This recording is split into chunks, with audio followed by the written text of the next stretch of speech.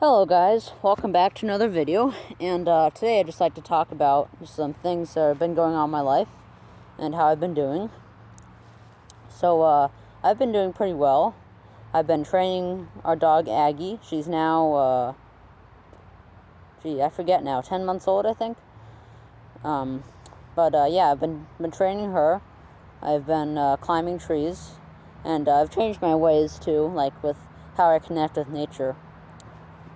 So, about a year ago, I was still watching YouTube videos of like people free climbing trees and stuff, and I was watching the same videos over and over and over again. And eventually that just got really boring, but it was so much of a habit for me that I just kept doing it.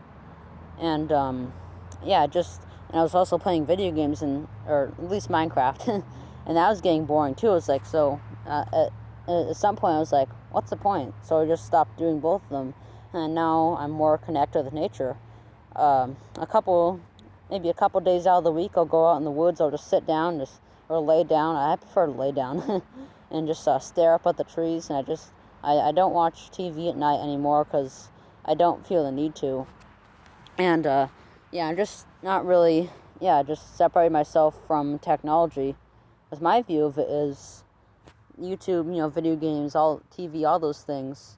Those are the forces. Those are the things that separate people from nature, and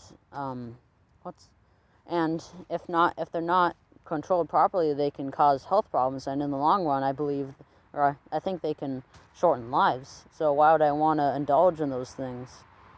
And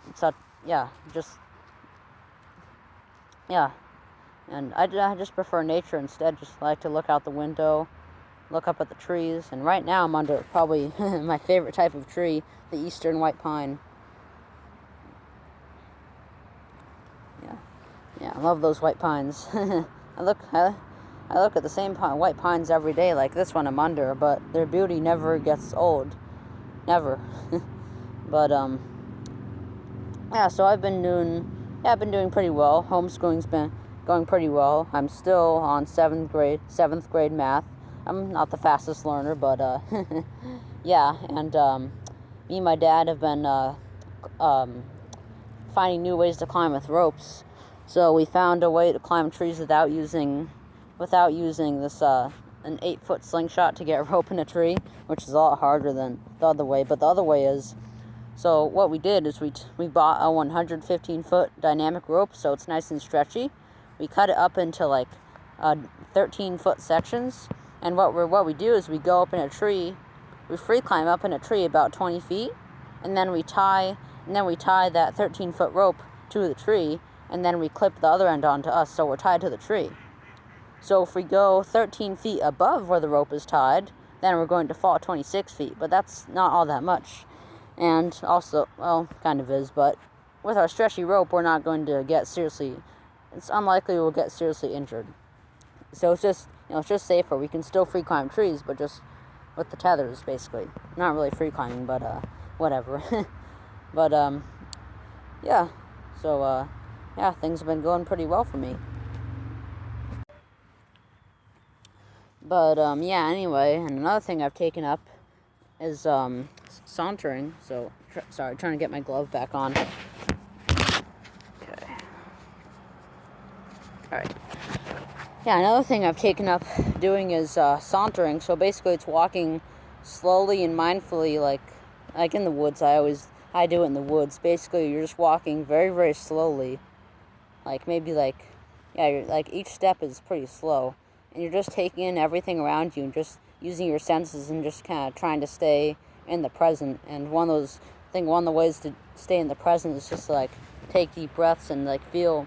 And just focus on that feeling of taking deep breaths, putting your hand over your heart, and and also just like thanking your body for functioning and pumping blood throughout you, and just thinking about that, and just being in the present and stuff.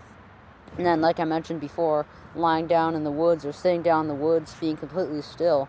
Because when you're still like that, all those birds and animals that have been freaked out by you walking into the woods, now they come back. Yeah, so basically, like, each time you walk into the woods, so think about, when you throw a little rock in a pond, it creates ripples, right, throughout the most of the pond. Now imagine the woods and the birds like that. When you walk into those woods, you're creating that ripple effect. That blue jay up in the tree sees you and he starts yakking away. The other birds hear him and they start yakking away, and they're sending out all their alarm calls. So they go up in the treetops and they're just silent. So you're like, oh, where'd all the animals go? Well, they saw you, so they scattered around and hid. And they're hiding. But if you sit down or lay down, or if you be still for long enough, generally it takes about half an hour or more. I haven't really done this myself much, but eventually the birds and animals will start coming back out. And I have noticed that just yesterday I was laying down in the woods, and for about 20 minutes or so, and the squirrels started coming back out a little bit. I saw two chase each other up a tree, and then I heard leaves rustling behind me and stuff. They probably wouldn't be, I'm not sure if they would be that close if I was walking around and moving. They probably wouldn't be. I don't normally see them close to me when I'm walking around. But, yeah. A second. Oh, come on, pause. Whatever. But, yeah, so, life has been going pretty well for me, and I've been enjoying just reconnecting with nature quite a bit. And, yeah, more videos soon, and see you later.